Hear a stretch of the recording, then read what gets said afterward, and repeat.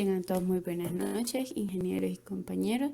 Nosotros somos el grupo número 3 y nos ha tocado la exposición del tema proyectos de conductos de aire acondicionado y distribución de la materia sistemas de aire acondicionado. Ahora bien, para iniciar el tema de los conductos de aire hay que considerar ciertas generalidades, como por ejemplo el correcto dimensionamiento de la red de conductos, su adecuada posición y la selección de difusores en una instalación de climatización, es decir, la distribución de aire, es fundamental, ya que si realizamos una buena evaluación de las cargas térmicas, elegimos apropiadamente el sistema de climatización y su regulación, pero ejecutamos un incorrecto reparto del flujo que compensa las cargas de local, no seremos capaces de mantener las condiciones de confort de los locales. El diseño adecuado de la red de conductos produce frecuentemente costos excesivos de la mano de obra, un mal funcionamiento del sistema en conjunto como zonas mal ventiladas, corrientes de aire o molestos ruidos. Para el cálculo correcto del sistema de distribución tenemos dos factores: el dimensionamiento de la red de conductos y la distribución de aire. En el dimensionamiento de la red de conductos debemos tomar en cuenta que debemos repartir el aire en todos y cada uno de los difusores según las necesidades establecidas por los cálculos previamente realizados. Trabajar con una caída de presión total del sistema adecuada a la máquina. 3. Cumplir con las características constructivas del inmueble como altura máxima, trazados impuestos, etc. Y 4. Acercarse lo más posible a un óptimo dimensionamiento económico, minimizando lo siguiente: el coste total de la suma de inversión. Esto conlleva los conductos más el ventilador, la operación, que es la energía consumida, y el mantenimiento del equipo. Ahora bien, la distribución de aire. Aquí tenemos que tomar en cuenta los siguientes ítems. El caudal de aire requerido. Esto depende de las cargas y de las condiciones de impulsión. 2. Su proyección o alcance. Esto depende de las dimensiones del local y el tipo de difusor que se vaya a utilizar. Y número 3. El nivel de ruido en función de la aplicación en la que se va a utilizar el local. En definitiva, no solamente es primordial producir la cantidad de aire necesario y en condiciones térmicas adecuadas, sino que también es fundamental enviarlo a los locales que lo necesiten y distribuirlo bien en el interior de los mismos. Otra generalidad que hay que tomar en cuenta es la clasificación de los sistemas de distribución de aire, tanto de impulsión como de retorno. Estos se clasifican según su velocidad y en función de la presión total del aire en los conductos. Cuando hablamos de presiones totales, estas incluyen pérdidas de cargas dentro del equipo acondicionador, conductos y bocas de impulsión. Además, otro aspecto que caracteriza a los conductos y que no debe perderse de vista es su coste, del cual hablaremos más adelante. Ahora bien, según su velocidad, existen dos sistemas de transmisión de aire empleados en el acondicionamiento: de alta y baja velocidad. Los de baja velocidad son los sistemas convencionales. Y para los sistemas de retorno de aire, para baja como para alta velocidad de impulsión, siempre deben de proyectarse o se proyectan para baja velocidad, tanto en aplicaciones comerciales como industriales. En la siguiente gráfica, en el sistema de distribución de aire según su velocidad, podemos ver los intervalos, al igual que en la tabla que se presenta en la diapositiva. Podemos ver un ejemplo: para acondicionamiento de aire para locales comerciales, en el sistema de impulsión, este va desde 6 a 12 metros por segundo. para baja velocidad, y para alta velocidad se pueden utilizar velocidades de más de 12 metros por segundo. En cambio, para los sistemas de retorno se ocupa un intervalo de 8 a 10 metros por segundo. Y para acondicionamiento de aire para locales industriales se ocupan velocidades de baja velocidad de entre 11 y 12 metros por segundo, y para alta velocidad entre 12 a 10 metros a 15 metros por segundo, y para los sistemas de retorno de 10 a 12 metros por segundo. Ahora bien, según su presión, los sistemas de distribución se dividen en 3 categorías. Estas se clasifican en baja, media y alta presión. Esta clasificación corresponde a la misma que se utiliza para los ventiladores. Para baja presión como clase 1, para media presión clase 2 y para alta presión clase 3. Podemos ver algún ejemplo. Los de media presión o clase 2 van desde 90 milímetros de columna de agua hasta 180 milímetros de columna de agua. Igual lo podemos ver en la gráfica. Como anteriormente lo mencioné, un factor muy importante es el económico, ya que este pretende encontrar un equilibrio entre los costes, aspectos y espacio disponible con el objetivo de establecer un buen sistema de distribución. Pero como no todas las instalaciones son iguales, solo podemos establecer algunas reglas generales de los factores que influyen en el precio. El primero que veremos son las ganancias y pérdidas de calor en los conductos de impulsión y de retorno, ya que estas pueden ser verdaderamente considerables. Como podemos ver en el diagrama, un local refrigerado, la transferencia de calor va de afuera hacia adentro, y en un ducto de impulsión que de aire caliente, la transferencia de calor va de adentro hacia afuera. Y esto ocurre en dos casos: si los ductos atraviesan locales sin acondicionar y cuando los ductos son de gran longitud y atraviesan espacios acondicionados. Estos factores deben de tenerse en cuenta cuando calculemos la carga térmica por el método de incrementar la carga, ya que si la ganancia de calor aumenta, se necesita realizar las siguientes acciones: ingresar mayor cantidad de aire y o minimizar la temperatura de impulsión.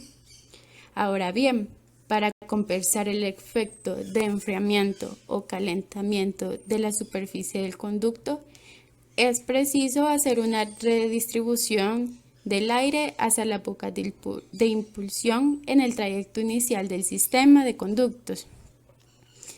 Las siguientes reglas que veremos a continuación nos ayudarán como diseñadores para comprobar los distintos factores que influyen en el trazado de los conductos. El primero que veremos es la relación entre el lado mayor y el lado menor de la sección del conducto. Cuando es grande se tiene más ganancia de calor, y cuando es pequeña, para un mismo caudal de aire, esta disminuye. Como podemos ver en el gráfico de arriba, entre mayor sea la relación de la forma, así aumentará la ganancia de calor. Algo que hay que tomar en cuenta es que se debe procurar una relación de 1 a 1, o sea, cuadrada, y no se aconseja nunca que la relación sobrepase una relación de 7 a 1, ya que esto duplicaría el costo del conducto para una misma cantidad, para un mismo caudal de aire. La segunda regla es: los conductos que transportan pequeñas cantidades de aire a baja velocidad tienen mayores ganancias de calor. Y por último, el aislamiento de los conductos disminuye las ganancias de calor, como por ejemplo un aislamiento del conducto con un material cuya conductividad sea de 0.6 la ganancia de calor disminuye en un 90%. El segundo factor es la relación entre dimensiones del conducto. Atendiendo al coste del conducto, para conductos rectangulares existe una vinculación entre el coste y el perímetro, y esta aumenta con una relación de anchura entre la altura. Como anteriormente lo mencioné, la relación de forma se procura mantener de 1 a 1 y que no sobrepase una relación de 7 a 1, ya que esto duplicaría el coste del conducto con un mismo caudal, como también lo podemos observar en la gráfica. Vemos que entre mayor es su relación, mayor es el porcentaje del costo de la instalación. Aquí podemos ver que para un conducto rectangular esta aumenta y esta es para un conducto de una relación de 1 a 1, la cual se mantiene. Pero también hay otros factores que inciden en el precio de la compra. Uno es la cantidad de material, la dificultad de fabricación del conducto y la dificultad de colocación del conducto en el local. Ahora bien, en las siguientes tablas podemos ver que los conductos también se pueden clasificar de acuerdo a su construcción.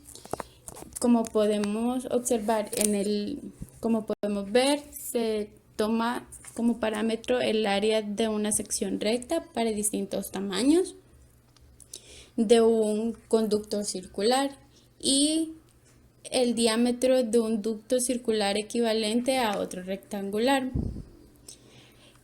La clase del conducto es una representación numérica de su precio y entre mayor sea la clase, que vemos que va del 1 al 6, más caro es el conducto, pero mayor es su sección y su capacidad, ya que podemos ver el semiperímetro y la superficie del conducto, el peso del material y el espesor del metal, así como la cantidad de aislamiento necesario aumenta.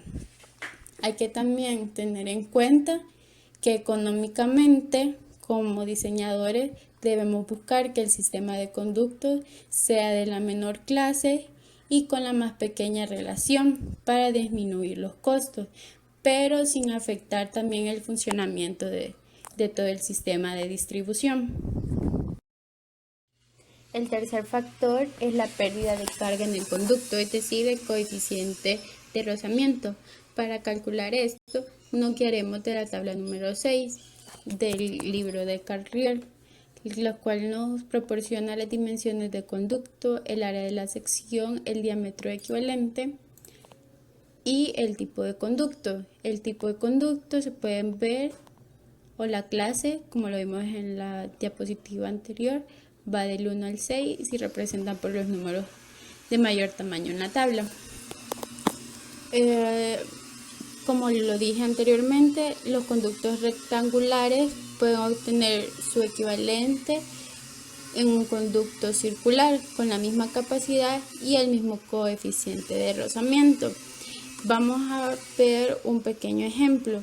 Digamos que tenemos un ducto, una sección recta de un ducto de 0.309 metros cuadrados y que la dimensión del ducto rectangular se van a deducir de la tabla 6. Los datos que tenemos en esta tabla nos indican los diámetros de conductos equivalentes, que serían estos, y su respectivo coeficiente de rozamiento para una presión de 25 milímetros de columnas de agua, basándose en 30 metros de conducto de largo, y por lo cual podemos ver una relación de forma. Entre mayor es la dimensión, mayor es la relación de forma. Es por esto que se pretende utilizar o se ha venido utilizando mayormente o dándole mayor énfasis a los tubos Spiro, ya que estos disminuyen el costo de la ductería, pero también los gastos de explotación. pero por un dado caso no podemos usar conductos circulares como por factores de diseño o de espacio, pero debemos obviamente procurar tener una relación de 1 a 1 en nuestros conductos. Finalmente, el cuarto factor es la clase de acoplamiento. Estos se dividen en dos, la clase A, que son accesorios sin guía, y la clase B, todos los accesorios con guía. La clase A es mucho más barata que la clase B, ya que lleva menos tiempo de fabricación, 2.5 veces menos que la clase B, y es de tomar mucho en cuenta. Ahora bien, ya que sabemos cómo se clasifican y cuáles son los factores importantes a tomar en consideración, vamos a ver los componentes de una red de conductos. Estos son tres: las bocas, las ramas y los tramos. Los tramos son el conducto de una igual sección que se extiende entre dos bifurcaciones, como podemos ver en la figura, o entre la bifurcación y una boca. ¿Qué es la boca? Esta es la que coincide con cada uno de los elementos de difusión, como lo podemos ver aquí, rejillas de impulsión o un difusor lineal. Y las ramas, que son los diferentes recorridos que se pueden establecer desde el equipo hasta los locales. Los tramos los clasificaremos en tres también. El primer tramo, que será aquel que está partiendo desde el ventilador o el equipo de climatización. Tramos a boca, que estos son donde se conduce el aire a cada boca de impulsión, y los tramos de retorno. En el caso que solo exista una rejilla de retorno, será el tramo que una a esta con el ventilador o el equipo. Ahora bien, accesorios del sistema de conductos. Los conductos de aire pueden ser o rectangulares o circulares, como anteriormente mencionamos. De cualquier tipo de material empleado en la construcción de conductos debe tener la propiedad de no propagar el fuego, no desprender gases tóxicos en casos de incendio, y además ser capaz de resistir mecánicamente los esfuerzos producidos por su peso, las manipulaciones en las que sean sometidas y las vibraciones producidas por el paso del aire en su interior. En la mayoría de las aplicaciones, estos conductos son de chapa de acero galvanizado o de materiales aislantes, como por ejemplo la fibra de vidrio aglomerada. Y aquí podemos ver algunos diferentes diseños, como el rectangular, circular o el tubo espiro. Otro accesorio muy importante son las derivaciones. Estos son los que se emplean para bifurcar conductos y de esta forma repartir la corriente del fluido, en este caso el aire. Estos se pueden utilizar tanto para conductos circulares de forma circular como para conductos rectangulares, como se pueden ver en las figuras.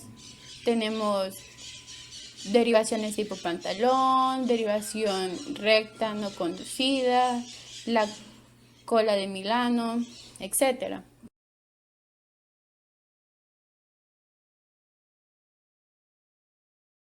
Tipos de derivaciones que nos proporciona el libro de Carrier. Tenemos los tipo A, los tipo B, que los tipo A son derivaciones que utilizan un codo ordinario de radios internos y externos que arrancan desde distintos puntos, puesto que el diámetro de uno, como lo podemos ver aquí, es menor que el diámetro de salida, que es D. Otros tipos que podemos ver son los tipos D, por ejemplo, que estas son derivaciones en un ángulo recto que utilizan un codo rectangular, y esta es la menos adecuada, no solo por su coste, sino por su mayor caída de presión, y su empleo se limita a los casos donde no se pueda utilizar un codo ordinario. Y así podemos ver diferentes tipos, como las crucetas de derivación a 180 grados y a 90 grados entre sí, como lo pongo por aquí. Derivaciones tipo T de 90 grados y una cónica a 90 grados. Otro accesorio son los codos, y estos son elementos que se emplean en la instalación para modificar la dirección de la corriente del fluido. En los conductos circulares y rectangulares se pueden establecer distintos tipos de codos, como lo vamos a observar en las siguientes figuras. Para los codos circulares tenemos el codo recto, el codo de radio uniforme, el codo de 3 piezas y los codos de 5 piezas, como los podemos ver en esta otra figura en 3 dimensiones. Y para los tipos de codos rectangulares también tenemos el codo recto con guías y el codo con radio. Aquí está. Ahí tenemos los codos ordinarios, que son los más baratos, y para el conducto rectangular se debe tener en cuenta que el radio y el diámetro esa relación tiene que ser de 1.25 para ser óptimo. Ahora bien, hablaremos un poco sobre las transformaciones, y esas son las que nos ayudan a unir dos conductos de diferente forma o de sección recta.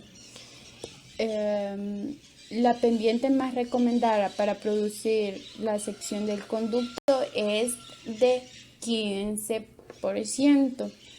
Cuando sea imposible llegar a este valor, puede aumentarse la inclinación a un máximo de un 25%.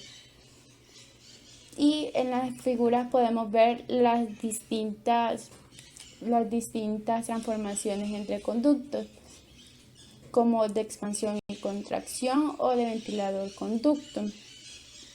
Es de tomar en cuenta la siguiente nota: las dimensiones de los conductos deben reducirse de 5 en 5 centímetros, preferiblemente en una sola sección o dimensión, y el tamaño recomendado para conductos prefabricados debe ser de 20 por 25 centímetros.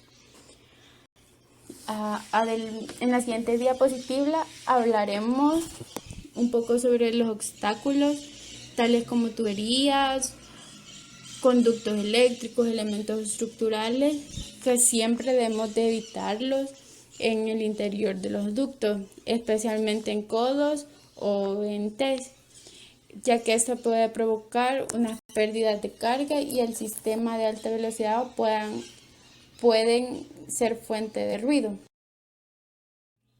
Los obstáculos internos los podemos observar en la figura siguiente, y podemos observar los tipos de obstáculos. Uno es desnudo y el otro aerodinámico. Y por último hablaremos de las compuertas y mariposas, ya que estos son accesorios que utilizamos para limitar o controlar el paso de caudal a través del conducto. En la figura podemos ver las mariposas y conductos y compuertas rectangulares y circulares que se utilizan en la industria. Yo les hablaré de los accesorios del sistema de ductos. Existe una serie de accesorios tales como cortafuegos, puertas de acceso y amortiguadores. Los amortiguadores de sonido se tienen en cuenta cuando hay elementos conectados en serie. La resistencia que opone debe ser tomada en cuenta en la elección del ventilador. En la figura tenemos una pantalla rectangular que puede pivotear ya sea sobre un eje horizontal o un eje vertical. Igual en la figura se puede apreciar el sentido de giro de cierre, y este cortafuego pivotea su placa de eslabón en un eje horizontal. Estos elementos son elementos de protección contra incendios. Al ocurrir el incendio, el fusible térmico se funde. Después de que se funde cierto tiempo, después se cierra la pletina de eslabón para evitar que se propague cualquier sustancia, ya sea el humo, a todo el sistema de ductos. Este es otro elemento de protección contra incendios, la persiana cortafuegos rectangular que puede utilizarse solamente en posición horizontal. En la figura tenemos la vista lateral y la vista frontal. Este tipo de elementos tiene un funcionamiento que el anterior, que la pantalla rectangular, evitar que el humo, en caso ya de un incendio, se propague a todo el sistema de ductos. Igual tiene un fusible que a determinada temperatura se funde y después las platinas del eslabón se cierran para evitar la propagación del humo. Cálculos de ductos. Datos necesarios para el cálculo de conducto de baja y de alta. Estos datos comprenden el gráfico de pérdidas de cargas normales, como las velocidades recomendadas, que están en tablas, pérdidas de carga en los codos y acoplamientos. Hay que tener en cuenta que en todos los conductos por los que circula aire existe una continua pérdida de presión. Esta pérdida de presión se llama también pérdida de carga por rozamiento, que depende de 4 factores: velocidad de aire, tamaño de los conductos, rugosidad de la superficie interior de los conductos y la longitud de los conductos en sí. Se dijo anteriormente que la pérdida de presión de carga por rozamiento dependía de 4 elementos. Uno de ellos es la velocidad de aire. En la tabla 7 se proporcionan las velocidades recomendadas para conductos de impulsión y de retorno en un sistema de baja velocidad. Estas velocidades se han deducido de la experiencia. En la tabla 7 vemos las velocidades máximas recomendadas para sistemas de bajas velocidades. Según la aplicación, así va a ser el factor de control de nivel de ruido. Igual en los conductos principales, si son de suministro o retorno, así será también su velocidad. Si podemos ver un ejemplo aquí para aplicaciones residenciales. El factor de control de nivel de ruido es 3, y si el ducto principal es de suministro es 5 metros sobre segundo la velocidad, y si es de retorno 4 metros sobre segundos. Y si son conductos derivados o derivaciones del principal, ya sea suministro o retorno, 3 metros sobre segundo y 3 metros sobre segundos. El tamaño de los ductos dependerá de las velocidades. Velocidades muy altas requiere ductos pequeños en diámetro, bajas velocidades requieren ductos más grandes. Tercer elemento de la carga de pérdidas por rozamiento es la rugosidad de la superficie interior. Las pérdidas por rugosidad del ducto. Si la superficie interna del ducto no es uniforme, esto ocasiona mayor fricción entre el fluido y las paredes internas del ducto. Eso se traduce, como se dice, en mayor fricción y mayor pérdidas. Cuarto parámetro de la pérdida de carga por rozamiento: la longitud de los conductos. Para calcular la longitud de los conductos se tiene que tomar en cuenta la pérdida de carga, que se obtiene en el gráfico 7 en milímetros columna de carga de agua por metro en longitud equivalente del conducto. Y se tiene que tomar en cuenta también las longitudes de los codos y acoplamientos que puedan haber en la sección. Las secciones de conducto que comprenden estos elementos se miden como indica dicha figura. Y se toma en cuenta los acoplamientos a partir de la sección de conducto de mayor dimensión. Utilización del gráfico 7. Suponiendo un caudal de 10 metros cúbicos sobre segundo, intersectamos las siguientes líneas. La línea azul nos indicará el diámetro y indica un diámetro de 1800. Y la línea verde nos indica presión e indica 4 milímetros de columna de agua, y la línea amarilla nos indica una pérdida aproximada de 0.019 o 0.16, 0.17 aproximadamente de pérdida de carga por rozamiento. A continuación explicaré otros tópicos que siempre están incluidos en el proyecto de ductos. Primeramente hablaré sobre la pérdida de carga que hay en un elemento del sistema. Esto se refiere a las pérdidas por rozamiento, ya que en un sistema de ductos siempre se encuentran secciones completamente lineales que se encargan de trasladar aire de un punto a otro, y también están elementos que unen cada sección lineal con otra. Entonces, para las secciones lineales, sencillamente estas pérdidas por rozamiento o fricción se pueden expresar por la longitud que ésta tiene, ya sea en metros para el sistema internacional o en pies para el sistema inglés. Sin embargo, para cualquier otro elemento que haya en un sistema de ductos, es necesario obtener su longitud equivalente para poder expresar sus pérdidas. Y esta longitud equivalente se encuentra tabulada, solo es necesario usar las otras variables conocidas de ese elemento, como pueden ser sus dimensiones físicas o sus valores de velocidad o presión en las que está trabajando. Esta metodología para trabajar pérdidas en accesorios también se usa en otras áreas como mecánica de fluidos o máquinas hidráulicas. El manual de Carrier provee varias tablas que se pueden usar para diferentes accesorios en diferentes sistemas de ductos. Las primeras dos que aparecen, la tabla 9 y 10, son las más generales y dan las pérdidas para codos en función de sus dimensiones conocidas. La tabla 9 para codos circulares y la tabla 10 para codos rectangulares. La tabla 9 también incluye pérdidas en T y cruces, y la tabla 10 también incluye combinaciones de codos y otros elementos que se describirán a continuación.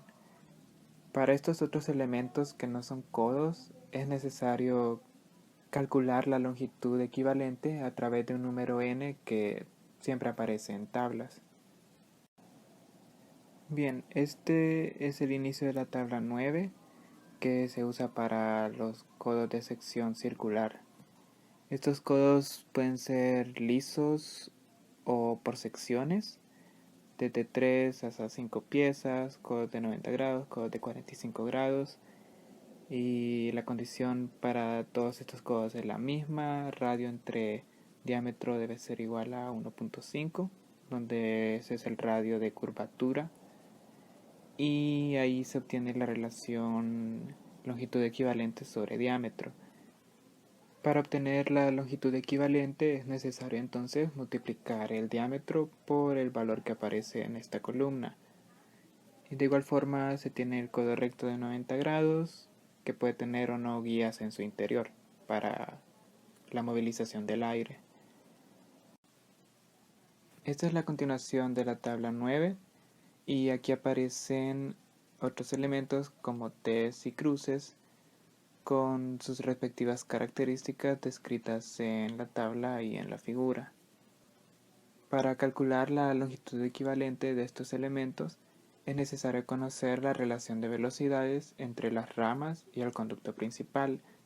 Con ello se escoge un valor de n, el cual representa la pérdida de presión y se puede convertir en la longitud equivalente a través de la ecuación indicada. Para poder usar esta ecuación es necesario conocer la presión dinámica en la rama y la pérdida por rozamiento, la cual se puede encontrar en el gráfico 7. Esta es la tabla 10 y en ella aparecen elementos para ductos de sección rectangular. Cada uno de ellos es muy diverso en el sentido que tienen sus propias características, por las cuales se escoge y se determina su longitud equivalente.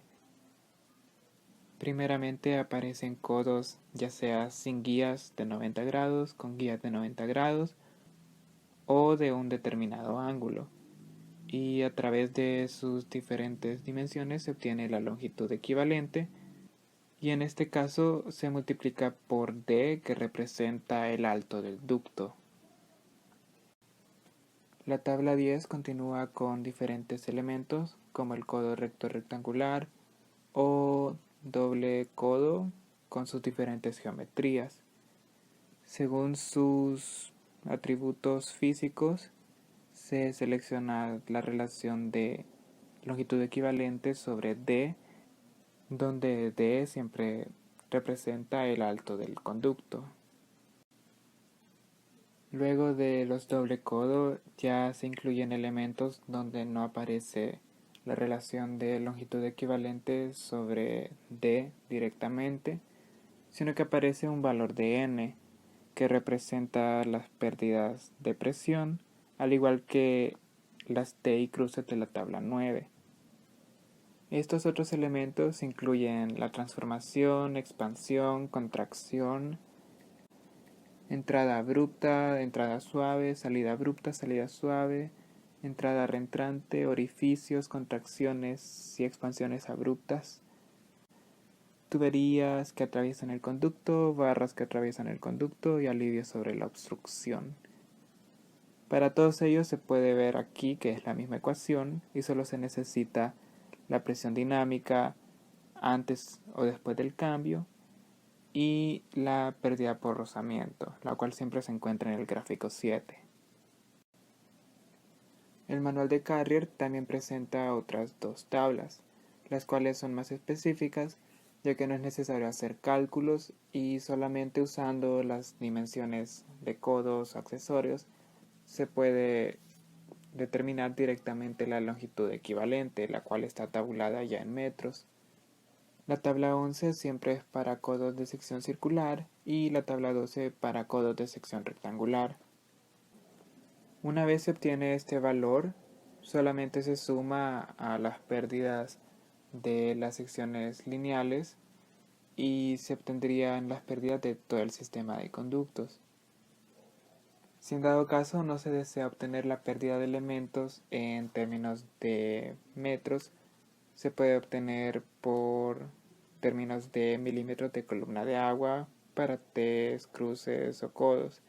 Esto puede servir para los sistemas de alta velocidad y se puede determinar fácilmente en el gráfico 9 para estos casos.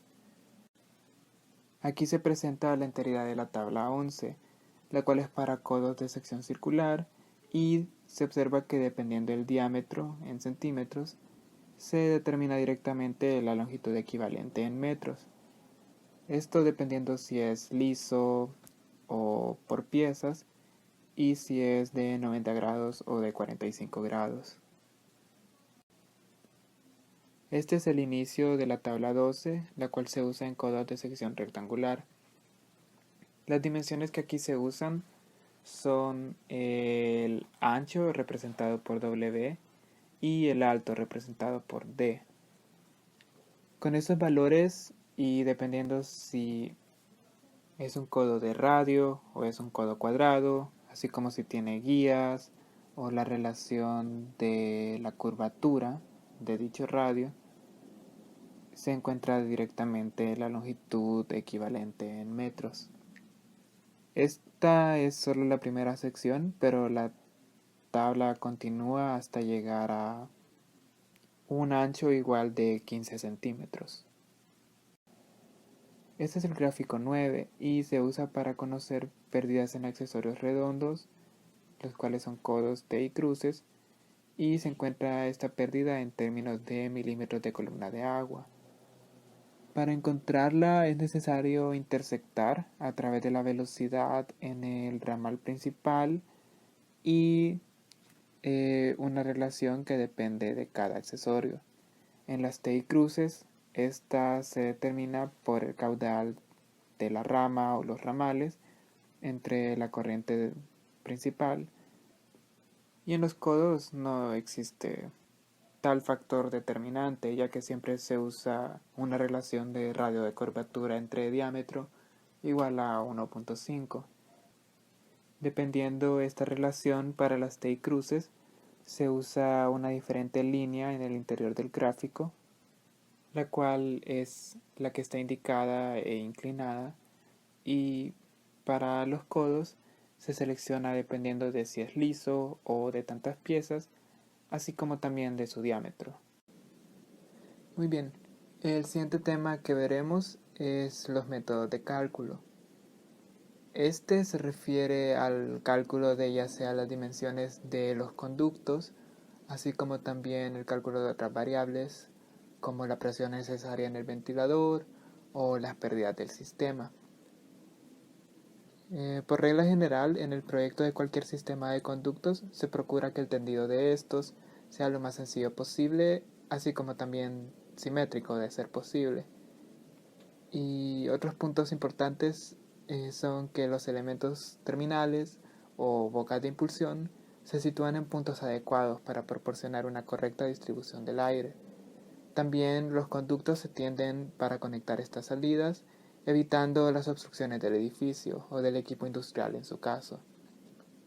Específicamente para los sistemas de baja velocidad, el cálculo se puede realizar por tres métodos, los cuales son número 1, reducción de velocidad, número 2, igualdad de pérdidas por rozamiento, o también llamado pérdida de carga constante, y número 3, recuperación estática.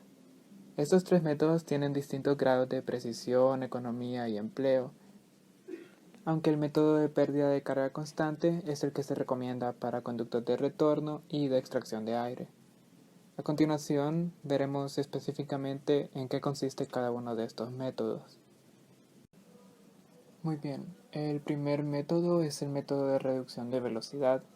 Para empezar, es importante mencionar que este método casi no se utiliza porque requiere de una gran experiencia y conocer perfectamente el cálculo de conductos, por lo que solo se debe usar en sistemas muy elementales y en estos casos incluso se instalan compuertas divisoras para compensar el sistema. Este método consiste en seleccionar una velocidad de salida en la descarga del ventilador, es decir, en el inicio de los ductos, y establecer arbitrariamente una serie de reducciones a lo largo del conducto. Esto quiere decir que el diseñador tendría que, a su estimación, ir seleccionando estas reducciones en los conductos. Los pasos son, primero, la velocidad inicial no debe exceder los valores indicados en la tabla 7, la cual indica velocidades máximas para distintas aplicaciones. El segundo paso es que los valores de diámetros de conducto circular equivalente se pueden encontrar en el gráfico 7, partiendo de la velocidad del aire y del caudal. Se interceptan ambas variables. Otra forma de hacer este cálculo es dividir el caudal de aire entre la velocidad que éste debe tener. Esto daría como resultado el área de la sección de conducto que se necesita. Luego el paso 3 es buscar en la tabla 6 las dimensiones del conducto rectangular, ya sea partiendo del conducto circular equivalente o del área de la sección. Y el último paso puede ser calcular la presión estática del ventilador utilizando la mayor longitud del conducto para obtener las pérdidas. Esto comprende todos los codos y acoplamientos, para lo cual se usan las tablas 10 y 12 que ya se explicaron anteriormente. Otro punto importante a mencionar es que no necesariamente el conducto más largo es el de las mayores pérdidas, porque conductos más cortos puede que tengan más accesorios y a causa de ellos terminan teniendo más pérdidas que los conductos más largos o sin accesorios. El segundo método es el método de pérdida de carga constante. Este método se utiliza en los conductos de impulsión, retorno y extracción de aire, y consiste en calcular los conductos de forma que tengan la misma pérdida de carga por unidad de longitud a lo largo de todo el sistema. Para efectuarlo se deben seguir los siguientes pasos. En primer lugar, la velocidad inicial del ducto principal cerca del ventilador se selecciona de la tabla 7, en base al nivel de ruido según distintas aplicaciones. El segundo paso es que se utiliza el gráfico 7, interceptando la velocidad y caudal de aire, para determinar la pérdida de carga por unidad de longitud. Esta se debe mantener constante a lo largo del sistema, y el diámetro del conducto circular equivalente se deduce de dicho gráfico. El tercer paso es que con los diámetros circulares, también llamados diámetros equivalentes, se entra en la tabla 6 para seleccionar las dimensiones del conducto rectangular. El paso 4 es que para determinar la pérdida de carga total, que debe ser superada por el ventilador, es preciso calcular la pérdida en el tramo que tenga la mayor resistencia, incluyendo codos y demás acoplamientos correspondientes a dicho conducto. Con estos 4 pasos se puede calcular lo necesario para el sistema de conductos. Sin embargo, es posible hacer algunas abreviaciones para reducir el número de cálculos que es necesario hacer. Una de estas abreviaciones es el uso de la tabla 13, ya que una vez calculado el conducto principal, es decir, el inmediato después del ventilador, ya no es necesario estar yendo al gráfico 7 para estimar el diámetro equivalente circular. Es ahí cuando es conveniente usar esta tabla, ya que provee diferentes porcentajes de caudales y su respectivo porcentaje de área del conducto. Es decir, que con el conducto principal, que tendría el 100% del caudal y el 100% de su área, se pueden comparar las demás ramas o conductos reducidos en base al caudal que estos tendrían que ir llevando. Esta comparación se haría en porcentaje y se obtendría como resultado el porcentaje de área de conducto necesario. Por ejemplo, partiendo de una capacidad del 100% de caudal y el 100% de área, un conducto que tenga el 60% del caudal solamente necesitaría el 67.5% de área. Asimismo, para un conducto del 40% de caudal, solo se necesitaría el 48% de área del conducto principal. De esta forma se ahorra el uso del gráfico 7 y se puede entrar a la tabla 6 con el área obtenida para obtener las dimensiones rectangulares del conducto. En este método es posible considerar la pérdida o ganancia debido al cambio de velocidad en el ventilador, como se explicó anteriormente el uso de esta fórmula, la cual depende de la velocidad de salida respecto a la del conducto. Por otro lado, una desventaja que posee este método es que cuando hay un sistema que consta simultáneamente de tramos cortos y largos, es difícil de ser equilibrado, ya que este método no garantiza que hayan las mismas caídas de presión en las ramas, solo lo supone, así como tampoco garantiza la misma presión estática en cada terminal. Para obtener la debida cantidad de aire en cada terminal, en estos casos, es necesario incluir compuertas divisoras para regular el flujo de cada rama. Puede ser necesario también un dispositivo de control, es decir, un regulador de volumen o control de volumen en las bocas, para regular el flujo en cada terminal y conseguir una mejor distribución del aire. El siguiente método es el método de recuperación estática, y en cierta forma puede que sea el más largo. Se fundamenta en que la presión estática termina siendo la misma en cada boca o comienzo de cada rama. Esto partiría del supuesto que el aumento de presión estática, la ganancia debida a la reducción de velocidad en una reducción de conducto, compensaría las pérdidas por la fricción o el rozamiento en la siguiente sección del conducto. Para este método se necesitan los siguientes pasos. Primero, seleccionar una velocidad inicial para la descarga del ventilador según la tabla 7 y dimensionar la primera sección del conducto por medio de la tabla 6. El segundo paso consiste en que las demás secciones del conducto se dimensionan por medio del gráfico 10 y el gráfico 11, los cuales explicaré a continuación. El gráfico 10 se usa para obtener la relación L sobre Q entre dos bocas o dos ramas.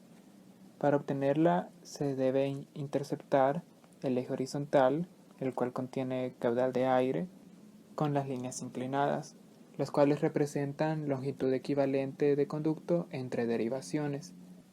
Con la intercepción de estas dos variables se puede buscar en el eje vertical la relación L sobre Q. Bien, y este es el gráfico 11, el cual se utiliza para determinar la velocidad en la sección del conducto que se está calculando, la cual se representa por velocidad 2 y es la del eje horizontal. En el gráfico se utilizan los valores de la relación L sobre Q, las cuales son líneas curvas que van de izquierda a derecha con pendiente positiva, y se usan los valores de la velocidad del aire antes de esta derivación, que se representa por V1 y son líneas curvas que van de izquierda a derecha con pendiente negativa. De esta forma, ambas líneas curvas se interceptan en el interior del gráfico y se traza una línea vertical hacia abajo para determinar la velocidad del dicho conducto. Ya teniendo el caudal y la velocidad del conducto, el siguiente paso es encontrar el diámetro equivalente circular, ya sea a través del gráfico 7, o también se puede encontrar el área de la sección del conducto, con caudal entre velocidad. Este diámetro equivalente o área se usará en la tabla 6 para obtener las dimensiones del conducto rectangular. Este uso de la tabla 6 es el mismo que se ha hecho en los tres métodos.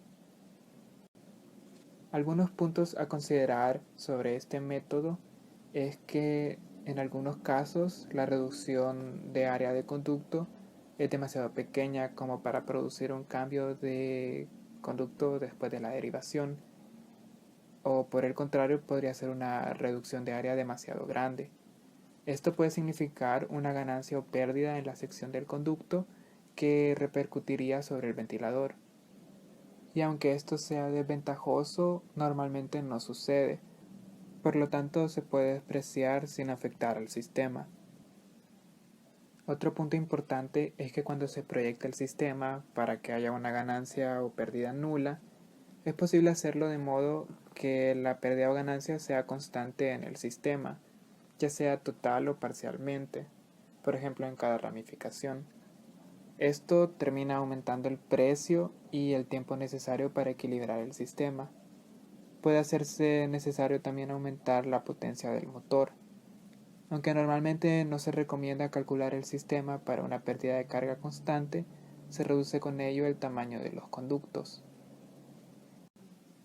Al comparar los métodos 2 y 3, es decir, los de recuperación estática con los de pérdida de carga constante, se obtienen conclusiones parecidas al último punto que mencioné. Por ejemplo, el tamaño del conducto principal en ambos métodos termina siendo el mismo. Sin embargo, el resto de ramales resulta ser conductos de mayor tamaño para el método de recuperación estática. En la figura 49, que se verá a continuación, se establece una comparación entre tamaño de conductos y pesos que corresponden a cada método. Otra conclusión de comparar ambos métodos es que el peso de la plancha de metal que se necesita para conductos calculados por recuperación estática viene a ser un 13% mayor que cuando se calcula por pérdida de carga constante.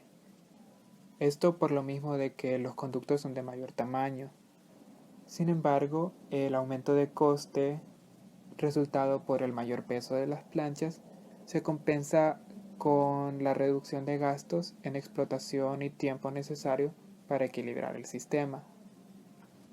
Esta equilibración del sistema que se menciona para la pérdida de carga constante es el uso de compuertas divisoras o dispositivos de control para regular el flujo del sistema.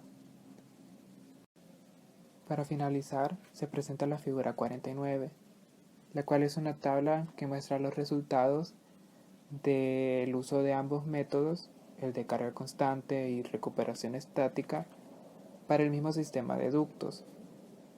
En ella se observa que, según el método de pérdida de carga constante, se obtienen dimensiones de conducto menores y un menor peso. En el de recuperación estática presenta mayores valores y con ello un mayor costo en materiales. Con esto se recalcan las conclusiones mencionadas respecto a ambos métodos.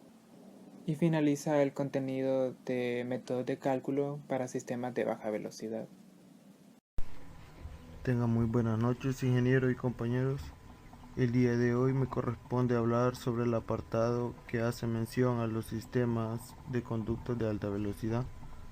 Hablaré de algunos cálculos y aspectos a tener en cuenta a la hora del diseño de los ramales para sistemas de aire con velocidades altas, de la simetría o configuración que debemos tener cuando ocupamos accesorios como T cónicas y rectas, finalizando con el problema 6 de este apartado para el diseño de ramales, esto con el apoyo del gráfico número 12 de recuperación estática. Se dice, ¿verdad?, que en estos sistemas las presiones estáticas y las velocidades son mayores que las de un sistema que convencionalmente podemos encontrar, y que debemos hacer énfasis en el cambio a ductos más pequeños y ventiladores de mayor potencia, como por ejemplo cuando tenemos un aumento de presión estática, por lo general que tenemos presiones medias de entre 90 milímetros hasta 180 milímetros de columna de agua, ocupamos la potencia de un ventilador clase 2 que está diseñado para cubrir esta demanda. Del cuidado que tengamos nosotros y de los criterios de los que estemos abonados a la hora de diseñar estos sistemas de alta velocidad, nos veremos beneficiados en tener una reducción de ruidos molestos y evitar excesivas pérdidas de carga, que al final estos nos repercuten a tener, digamos, mayores pérdidas en cuanto a dinero por malos diseños, ¿verdad? Y probablemente al deterioro de los componentes, que la vida de operación se reduzca considerablemente por un mal diseño. Otro aspecto a considerar es, digamos, en la geometría de los ramales de estos sistemas, es que normalmente se prefieren circulares a los rectangulares, esto porque presentan mayor rigidez a los esfuerzos a los que está sometido el ramal. En esta diapositiva podemos ver la configuración de la recomendación que da el libro, el manual, para la separación que debe existir entre los accesorios de los conductos de estos sistemas de velocidad. Nos dice que debemos hacer énfasis en estas recomendaciones a modo de reducir el tiempo de equilibrio del sistema y reducir los cálculos para su diseño. Esto para lograr tener los beneficios que queremos, ¿verdad?, como es reducir los costos de la instalación y de la construcción. En la figura 50 de la izquierda podemos ver la separación que debe existir entre, digamos, dos tuberías en T.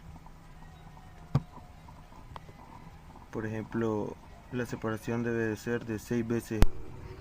En la figura 52 de esta diapositiva tenemos una representación de manera didáctica del colector principal, el ventilador, los colectores de rama y las diferentes derivaciones que encontramos o que podemos encontrar en un sistema de aire de alta velocidad. Aquí se puede implementar las recomendaciones que veíamos en la diapositiva pasada en cuanto a la separación que debe existir entre accesorios, como por ejemplo en las derivaciones donde tenemos las TD90, la separación recomendada hacía una mención de 6 veces el diámetro de la tubería. Esta podría ser del colector principal. Tenemos entre las T de 45 grados, entre las T y los codos, etc. Esto con el fin de obtener los mismos resultados que tuviéramos si dimensionáramos o diseñáramos una tubería, digamos, con una longitud mayor a la recomendada, y que al final solo nos causaría mayores pérdidas y por ende un sobredimensionamiento en componentes como un ventilador. Adicional a esto, vemos enumeradas algunas consideraciones o aspectos a tener en cuenta.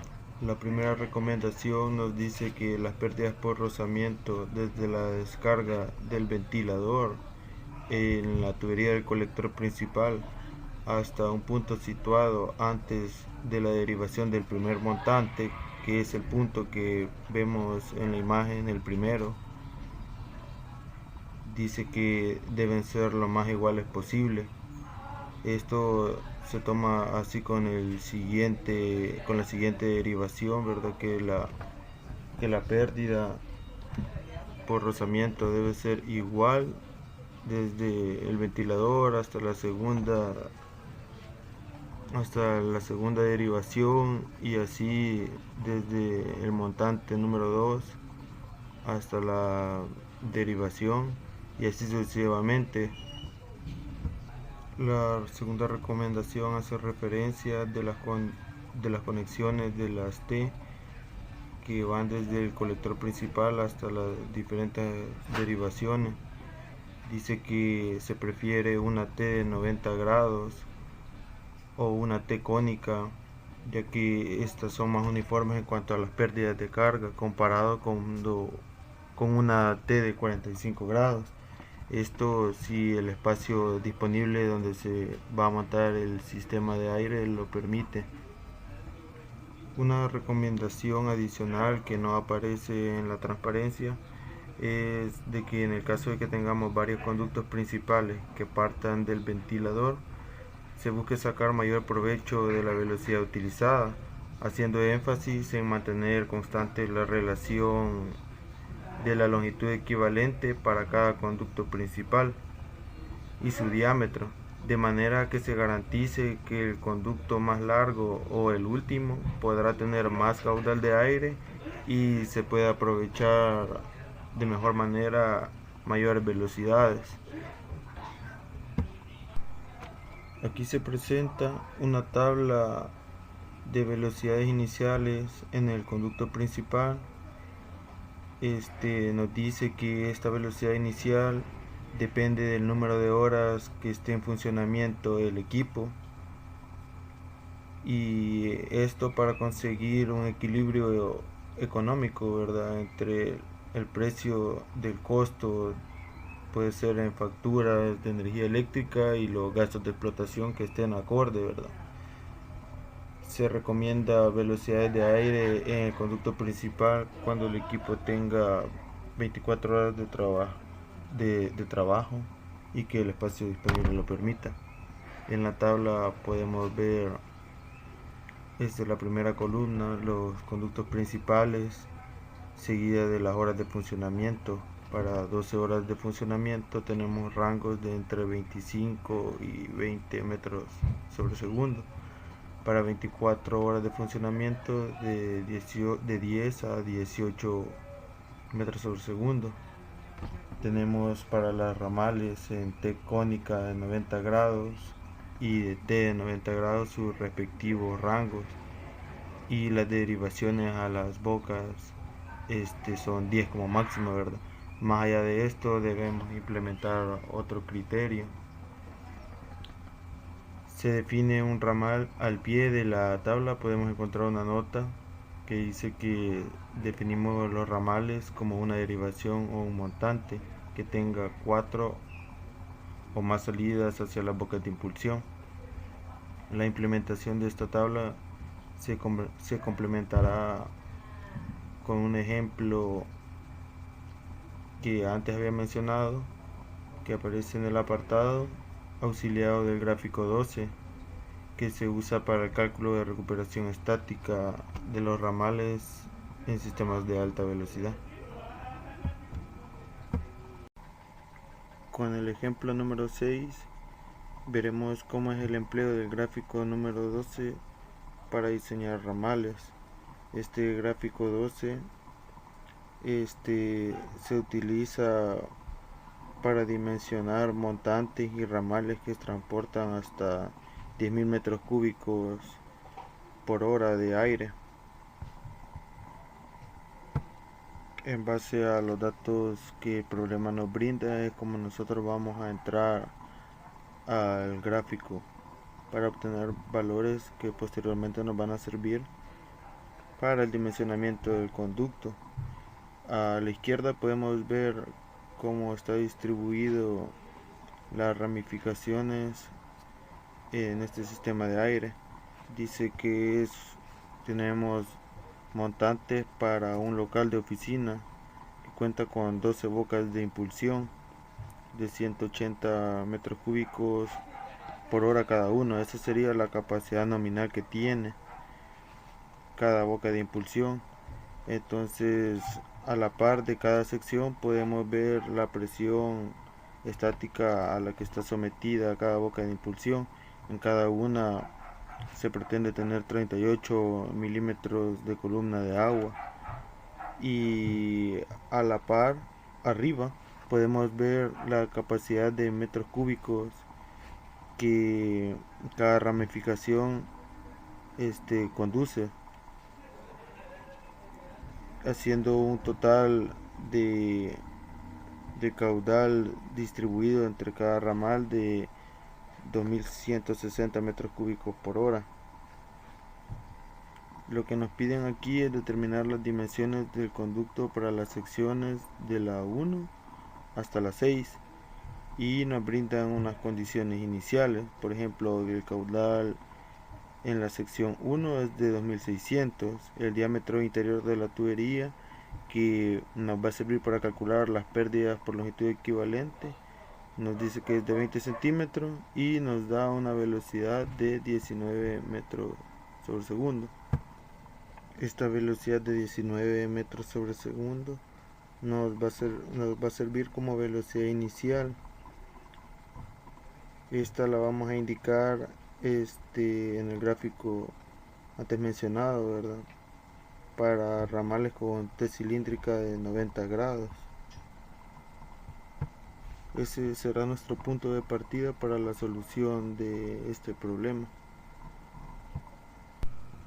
En pantalla se muestra el gráfico número 12 que vamos a utilizar para la resolución del problema. Entramos en la parte inferior para una velocidad inicial de 19 metros sobre segundo, y en la línea verde podemos ver el caudal, las líneas que representan el caudal, ¿verdad? Ahí tenemos las diferentes escalas.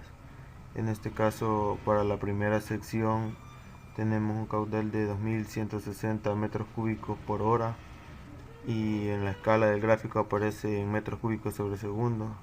Haciendo la respectiva conversión nos resulta de 0.6 metros cúbicos sobre segundo. Es la línea verde que podemos ver en pantalla. Entonces, esa línea interceptada con una horizontal que viene de la velocidad inicial nos va a dar el punto A, que es el que se muestra ahí, ¿verdad? Este punto corresponde a 200 milímetros de diámetro para el conducto. Eso lo leemos en el eje de las horizontales. En la parte de abajo del gráfico dice el diámetro del conducto en milímetros. Entonces obtenemos el valor antes mencionado. Como podemos observar, siempre en el gráfico de la parte inferior tenemos otra escala que nos dice las pérdidas por rozamiento en milímetros de columna de agua.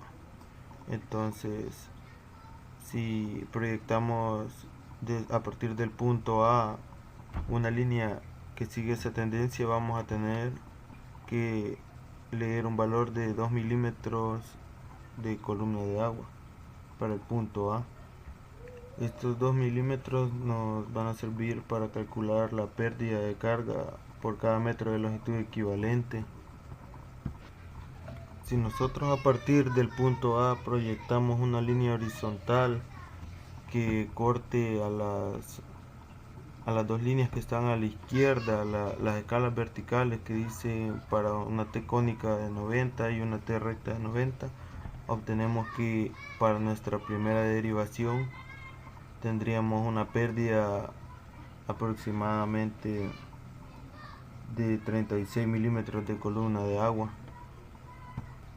Procedemos entonces a determinar las longitudes equivalentes para la primera derivación. desde el conducto principal hasta la primera boca de impulsión. Como teníamos en el esquema del ejemplo, nos resulta una longitud de conducto de 6 metros, y de la tabla de este mismo manual, para las pérdidas por rozamiento en codos de sección circular, tenemos una longitud equivalente de 1.8 metros, resultando una longitud equivalente total de los 6 metros que teníamos más los 1.8 de 7.8, y la pérdida de carga en este tramo sería la multiplicación de esta longitud equivalente por las pérdidas de carga por cada metro de longitud que habíamos encontrado con la lectura del primer punto, que nos resultaba de 2 milímetros, y al final nos resulta tener un resultado de 15.6 milímetros de columna de agua. En la siguiente diapositiva se presenta un cuadro resumen de los valores obtenidos para todas las 6 ramificaciones en la gráfica. Entonces, del punto 1 tenemos ya el dato del caudal, conocemos la longitud equivalente, tenemos la lectura de las presiones, la inicial y la que tenemos la seleccionada. Tenemos también la dimensión del ducto, el diámetro interior de 20 milímetros y la velocidad de 19 metros sobre segundo. Ahora, para dimensionar el conducto de la sección 2, recurrimos de nuevo al punto A en la parte inferior del gráfico y extendemos horizontalmente a través de la línea que aparece ahí negra, y cortamos con la otra línea roja que está en diagonal. Este será nuestro punto B. Nos proyectamos verticalmente hacia arriba en la parte superior del gráfico en nuestro punto C, y proyectamos nuevamente horizontalmente hasta cortar una de las curvas donde se intercepta esta línea horizontal, y vamos a obtener nuestro punto D. Esto es así porque seguimos todavía la tendencia de los 200 milímetros de diámetro que teníamos del conducto. Entonces ahí obtenemos la intersección en nuestro punto D. Lo que buscamos ahora es determinar la pérdida de carga que vamos a tener en esta sección 2. Esto lo vamos a lograr proyectando el punto D sobre la línea guía o la punteada que tenemos hasta el gráfico de arriba. Vemos que en la parte de arriba aparece una línea de referencia que es de longitud equivalente para 3.6 metros. Necesitamos entonces conocer la longitud equivalente en este tramo número 2. Si observamos en la figura, todos los tramos tenían 4 metros de longitud. Entonces, con una longitud adicional de 0.6 obtenemos 4.6 metros de longitud para el conducto. Tenemos también dos codos lisos de 90 grados, y como habíamos leído anteriormente, la pérdida por longitud equivalente para estos accesorios es de 1.8, y como tenemos dos de estos, tenemos 3.6 metros en total. Sumado estos dos datos, obtenemos la longitud total equivalente igual a 8.2 metros. Entonces, tras la curva tenemos valores de 6 y 9, no tenemos como tal un valor de esta longitud equivalente de 8.2. Por lo tanto, hacemos una especie de interpolación entre estas dos curvas y proyectamos hasta un punto F. Se mira pequeño, pero es arriba del punto E, que viene a partir de la línea de referencia. Una vez ubicados en este punto F en la gráfica de arriba, volvemos otra vez a bajar verticalmente en la curva de 0.5 metros, que es la que nos resultó de caudal de aire para después de la derivación, esto en metros cúbicos sobre segundo. Si nuevamente este punto G lo proyectamos hasta el punto D que teníamos para los 200 milímetros de diámetro del conducto, obtenemos el punto H, y haciendo dos lecturas a la izquierda en la escala de la recuperación o pérdidas netas, leemos un valor aproximado de 21 milímetros de columna de agua, y en G un valor de 17 milímetros de columna de agua. Por tanto, la pérdida de carga va a ser la resta de estos dos puntos para la sección número 2, que sería de 21 menos 4 menos 17 de 4 milímetros de columna de agua. Con esto tenemos las variables del punto de la sección 2 de diseño, que es el diámetro del conducto, siempre nos resulta de 200. Tenemos la pérdida en la derivación, la pérdida de carga. Adicional a eso, también el caudal de aire en cada derivación, que en este punto nos resultó de 0.5 metros cúbicos sobre segundo. Por cuestiones de tiempo, los demás puntos, desde el 3 al 6, se calculan prácticamente haciendo proyecciones entre líneas horizontales y verticales, siguiendo los puntos que se trazaron primeramente para las secciones que se diseñaron primero.